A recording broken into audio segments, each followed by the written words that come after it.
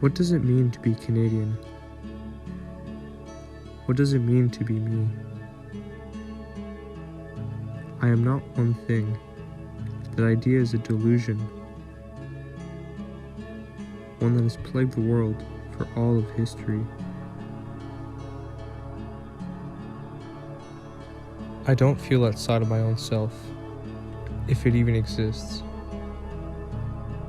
It's nothing but word of mouth, recollections of memories stored deep. And I'll never know if any of it's true, what they say. If my great-great-great-grandmother was from the Huron tribe, if I am a descendant of the first people, because she almost does not exist.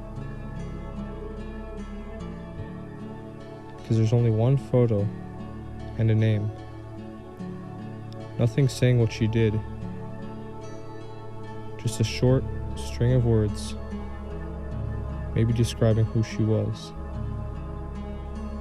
If not distorted by time, passing, changing, gradually eroding what was.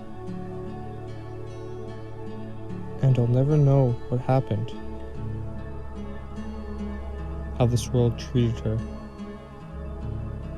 if her experience was any different from anyone else. Was she judged by the way she looked? Or was she already too pale for anyone to care?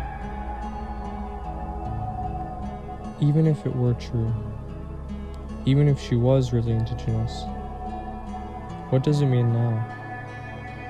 After all, has she not been diluted, caught and captured in the branches of a white family tree, like countless others before and after?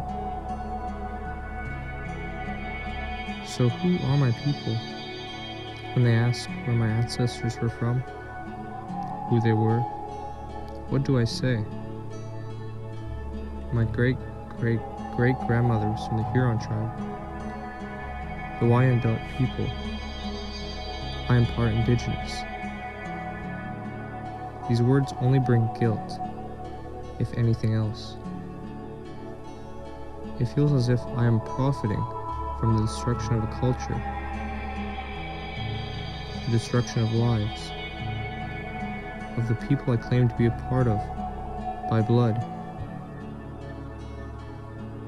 but do not include myself with, because I know nothing.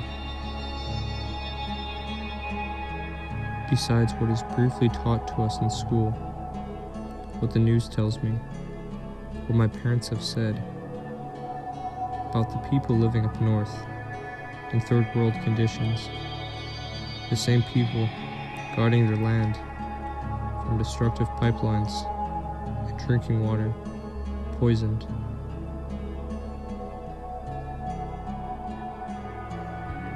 And that's barely scratching the surface of what really happened and what's still happening.